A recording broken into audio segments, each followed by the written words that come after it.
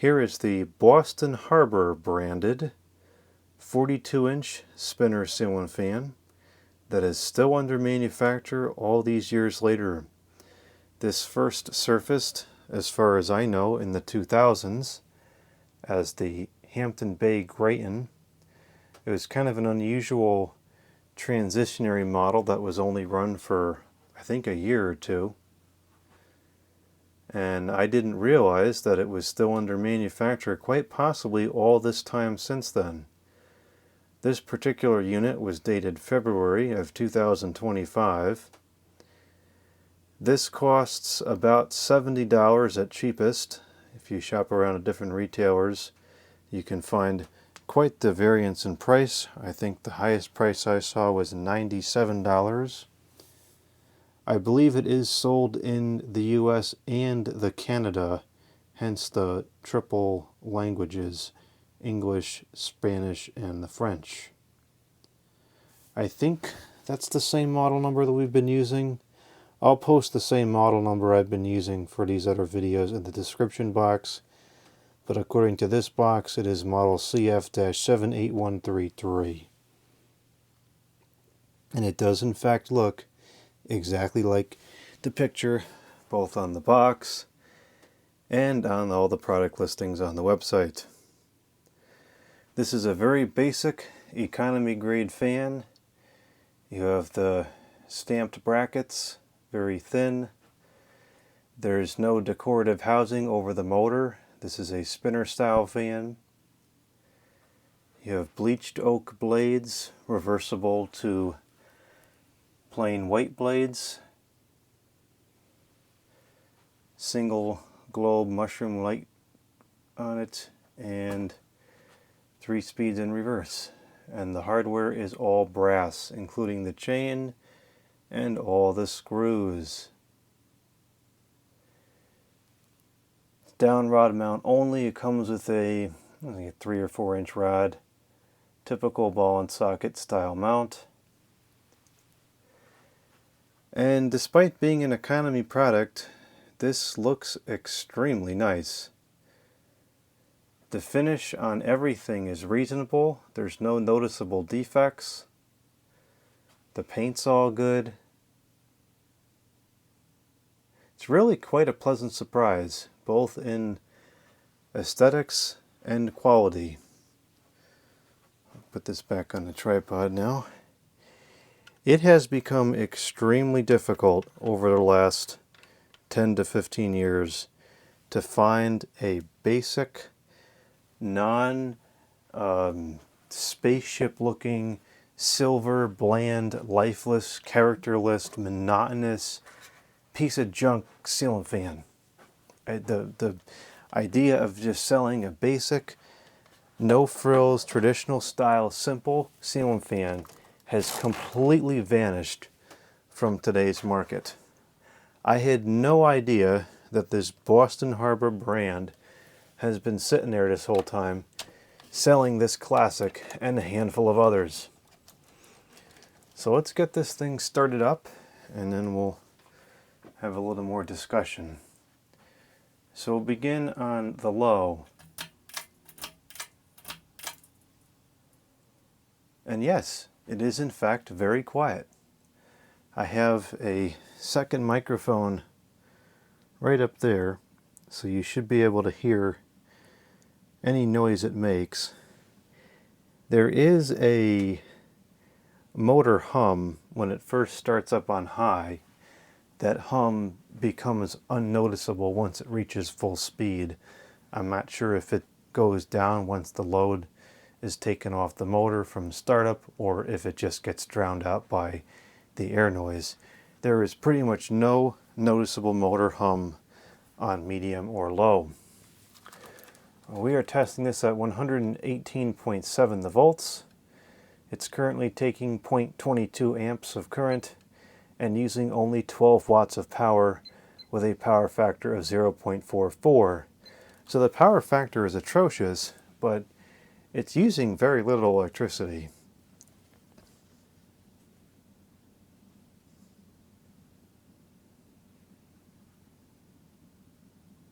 And it's pretty much silent. I did let it run overnight, so it's got about 15 hours on it. The bearings had a bit of a clicky noise right out of the box, which is pretty normal for new ball bearings. They've gotten much quieter.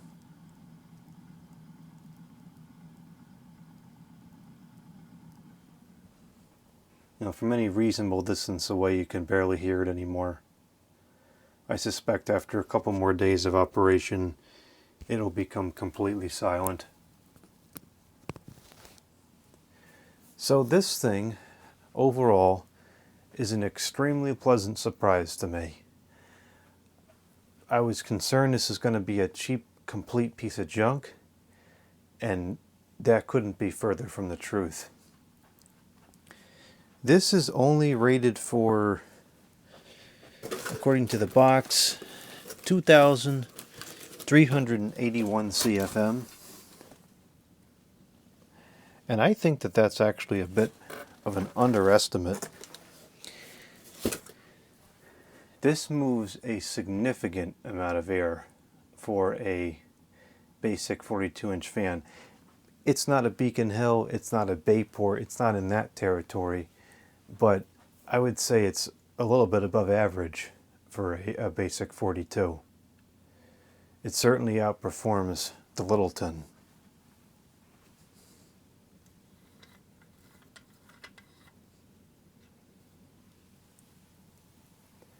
The blade pitch, I think, is 11.5 degrees. It's not the greatest, but the blades aren't particularly narrow, and it moves very fast, so it kind of makes up for it. It's already putting out a considerable breeze, and we'll have to test this again somewhere else because look how close the blades are to the rafters. This is not a normal use case. This is going to hinder the performance considerably, and you'll hear once it gets to full speed that it has kind of a chopping sound to it, and that's the interference of the air bouncing around in the rafters there and not flowing properly through the fan. So I think it performs pretty good even like this. It's going to perform better when I install it on a normal ceiling. Perfectly quiet. The blades are in reasonable clock. Let me get an airflow tester just so you can see I'm not making this up.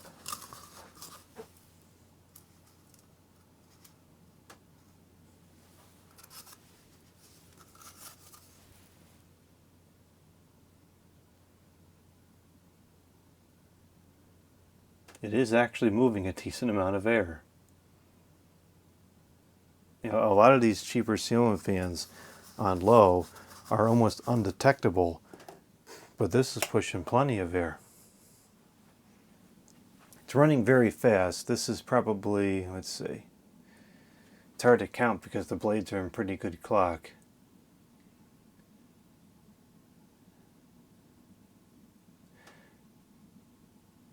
This is probably at least 120 or 130 RPM already, and we're only on low.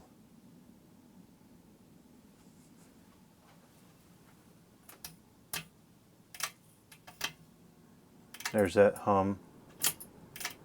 Goes away completely on medium. Medium and low are totally silent.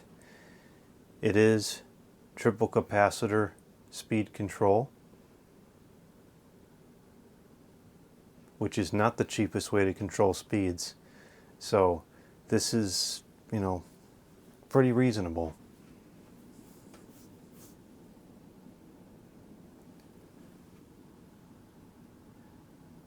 We're starting to get a little bit of air noise here on medium.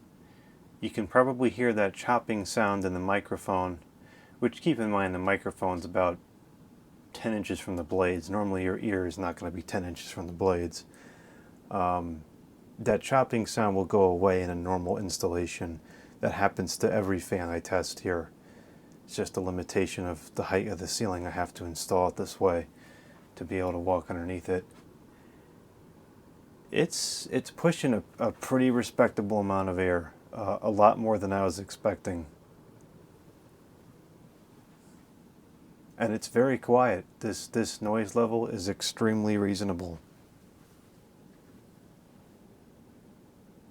There's a slight shake to it. I haven't tried to correct that. It's quite possible that we could reorder the blades and that would go away.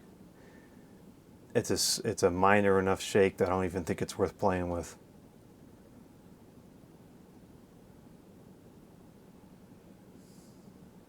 The blades are in decent clock, but you can use the slight misalignment of the clock to get an idea of how quick it's moving. This is probably upwards of 170, 180 RPM. It's already moving. It's a very fast fan. It moves pretty fast on all the speeds. And notice this light in the background here. Even only on medium, the light is already swaying. And that's not from the air pushing down, that's from the air recirculating back up into the fan. So I'm not making it up, it legitimately is quite powerful.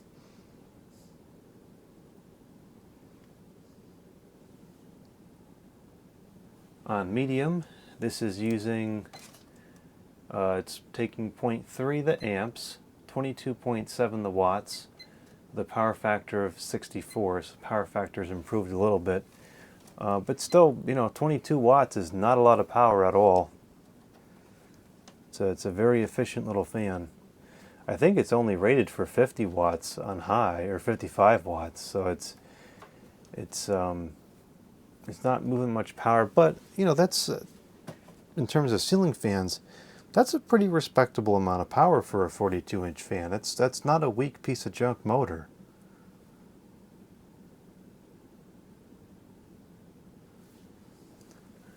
I'm going to take this microphone and move it just a little bit, and let me, actually I'll put it where the camera is.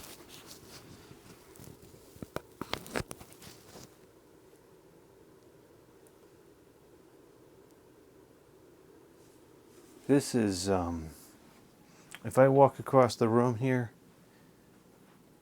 I can barely even hear it. This is very quiet. And this is a quiet room. It's completely silent down here. You would not hear this over a normal conversation. You probably would only hear this at night if it's really quiet at night. All right, let's move to the high, which of course is the fastest speed.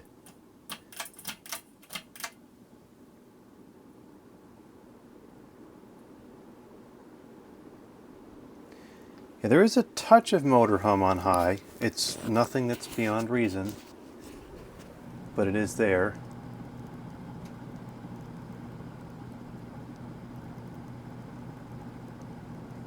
I'm not sure how much of this air noise is normal versus being generated by these rafters. In the next couple of days, I'm going to install this somewhere else so we can get a more accurate real-world sample. I was just so excited to use this that I had to set it up down here just because this is where I had the opening. This is whipping the air out. I mean, this is really pretty good for a 42-inch fan. This is no slouch in the performance department whatsoever. We've got both of these Tiffany lights swaying in the breeze. And this is moving fast. I would say this has got to be upwards of 230, 250 RPM, somewhere in there.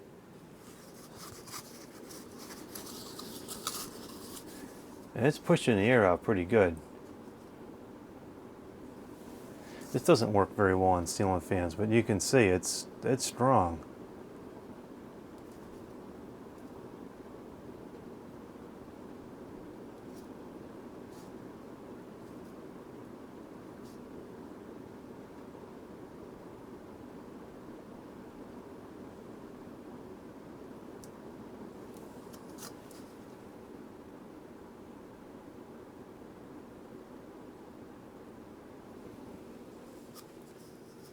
Whatever motor hum there is, it's very, very subtle once it's up to full speed. I can feel the air kicking up off the floor over here. And remember, this is with the lousy ceiling configuration. This will be stronger on a normal ceiling.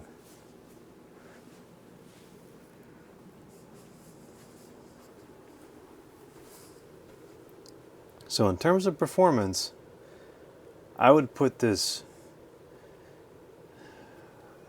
it's hard to say because in the Hunter Beacon Hill, I mean that's not even like above average, that's just like off the charts.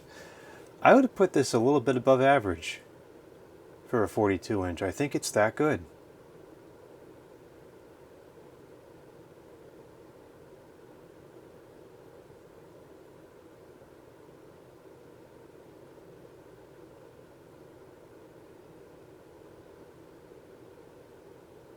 I would put it high on the average, low on the above average scale. As it functions right now, that'll likely change considerably once it's on a normal ceiling.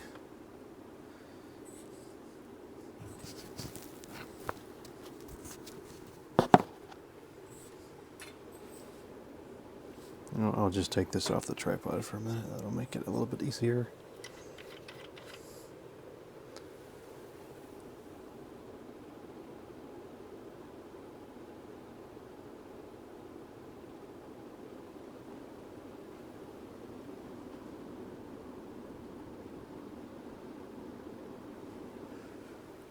Let's take a look at the, oh gosh.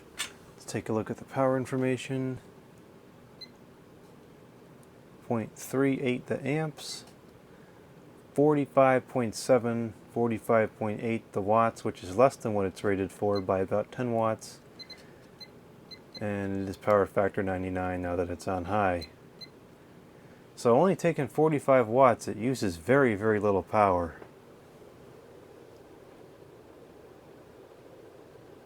I can feel the air rushing into the fan even from over here.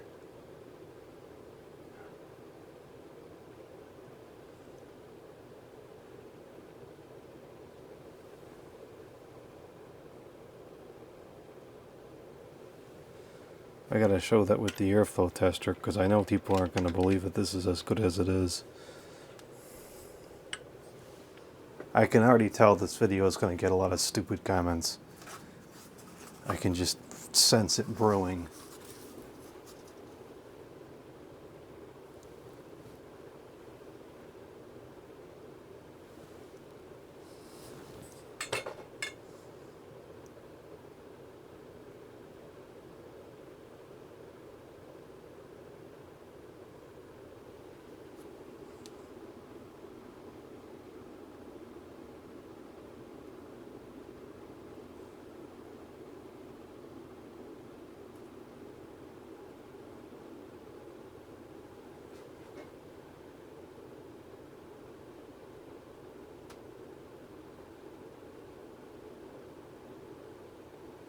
Telling you, this thing's no joke. It's not a piece of junk. Now the next thing I'm going to have to do is install the grating from the early 2000s and see how it compares. I wouldn't be surprised if it's comparable. I always felt like the grating was a pretty respectable fan, even though it was an economy grade product. This is also very respectable. I don't feel like the specs were dropped much on these over the years. Yeah, I can feel the air kicking up off the floor all the way back here. This is working really well.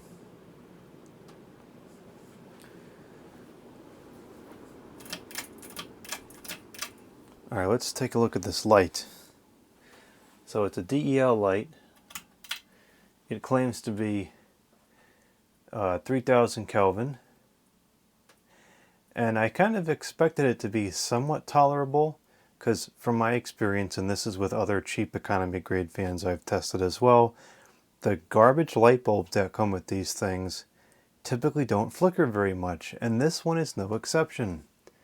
You can see the light is actually pretty clean. It's not doing a lot of flickering. I don't even really notice any flickering just looking at it. Even with the motion of the blades, I'm not really seeing any flickering. Let's see if there's banding in the camera. Yep, there is banding in the camera. Now, curiously enough, this camera must be a true 60 frames per second. The other camera that I use is 59.94, and so that band tends to kind of move up and down the screen.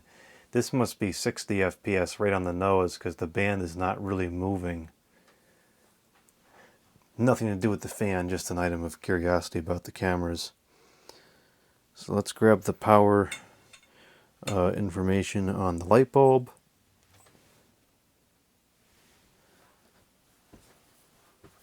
The light bulb takes 0.13 the amps, 8.9 the watts, now 9 on the nose, which is what it's rated for. It has a power factor of 58, so it's a piece of junk bulb. I'm not surprised, we knew that. I do find it a bit harsh, and I can tell it's not 2700K. It does look a little bit cooler than a normal 2700 Kelvin bulb. But it's not the worst I've seen. I wouldn't use it because I do feel like it's a little bit harsh. I think it would probably give me a headache, which is standard for LED. But for a cheap junk bulb that comes with a cheap fan, it's one of the better LED bulbs I've seen, in my opinion, and I'm extremely critical of LED bulbs. So that has a lot of weight to say that. I also noticed when I was putting the bulb in that the bulb specifically says suitable for use in enclosed fixtures. So maybe it'll actually last the 10,000 hours that it claims it would. Probably not, but I don't normally see that. So I thought it was interesting that at least the manufacturer selected a bulb that makes the correct claims. And now with the light on, we can kind of get a better idea of what the finish looks like and just how reasonable the finish actually is.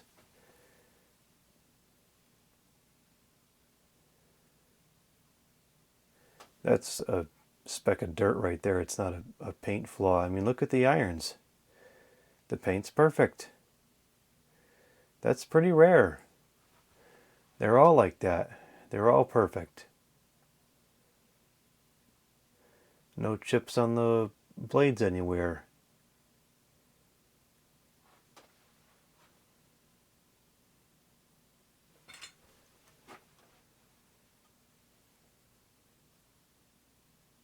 All looks good. The paint on the motor is good. And a lot of stuff you buy today and you look at the paint, it's got all imperfections in it and you can just tell it's super cheap throw together. This is excellent.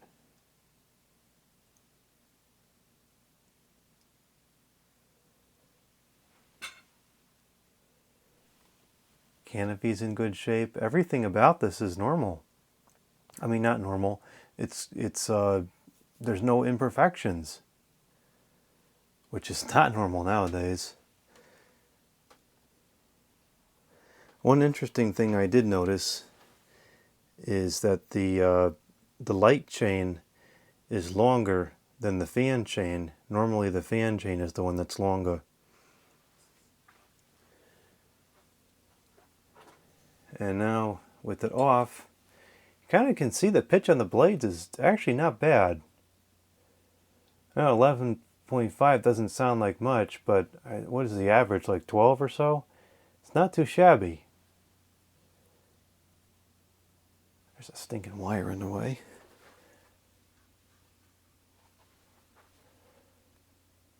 Yeah, that's not half that bad.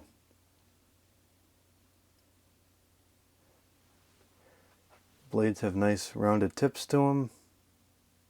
The only thing that bothers me about this cosmetically is that the blades don't contour to match the irons here. But that's the only thing I would say about this cosmetically. It otherwise looks great. It looks like it came right out of the 90s or the 2000s. I can't believe that this is still under manufacture today. I am just completely beside myself that this is still available. So let's talk about the price for a minute. And this is where I think we're going to get some different opinions. I've already talked to a handful of collectors about this, and some people say, oh, that's way too expensive. And some people say, oh, that's not too bad. I think it's a great deal personally. Here's why. The Littleton from the Home Depot, which I typically use as like the bottom of the barrel cheap baseline fan, that is up to $52 at this point. Now, granted, I remember when it used to be $16, I think, and that wasn't all that long ago. That was within my lifetime. But it's not like that anymore. Everything's going up in terms of hardware and so forth. And ceiling fans just aren't cheap anymore. This costs $70. Is this worth $20 more than the Littleton? 100%. Everything about this is better. The finish quality is better. I mean, I'd say it looks better, but that's a matter of personal opinion. The performance is definitely better. This moves more air than the Littleton does. You've got downright options with this. This is a better product, and so it costs a little more. I think the price is totally reasonable. Plus, I mean, can you really buy any other ceiling fan for $80 at this point? Not really. There's not a lot of options under $100. You go to the Home Depot and look at all the prices there. They're all triple digits, usually $200 or $300, and of course everything looks like a joke. It looks like a stinking spaceship or a windmill or some other ugly concoction built for some ugly monochrome room that is cold and uninviting and has no character. So I think that the price is totally reasonable. I wouldn't pay $97 for this, but the $70, totally fair in my opinion. Now, Chris told me that you can get DC powered downrod mount fans for about $40. I don't pay any attention to DC ceiling fans. I refuse a DC ceiling fan because you're taking a very simple appliance and you're adding so many components that can fail, because you're putting a switching power supply in to convert the AC to DC, and then you have some kind of electronic control unit to start the winding, and it's just like, no, it's making it so much more complicated and so much more failure prone. I don't even consider those things as an option. So I'm talking about AC powered fans in regards to pricing and everything. This is a great deal, I think. It does have a 30-year warranty. Now, of course, who the heck is going to honor the warranty in 25 years from now? I have no idea. It's probably useless for all I know. But the fact that it's actually guaranteed for that long, it kind of gives you a hint that it's one of the better products out there. I don't think any of the DC powered ceiling fans made today are going to last 30 years. I don't think the power supplies would. They're just not. They're built down to too cheap of a price to last that long. I'm going to order more of these. I want to have at least 3 of these on hand so I can do triple installs of these. I like these. They look great. And now we're going to get people to say, oh, you have so much better fans. Why you bother with that? Because, and we've had this conversation before, I collect for nostalgia. I remember these in the 2001 Home Depot ceiling fan selection guide. I remember going to the Home Depot and seeing these for sale.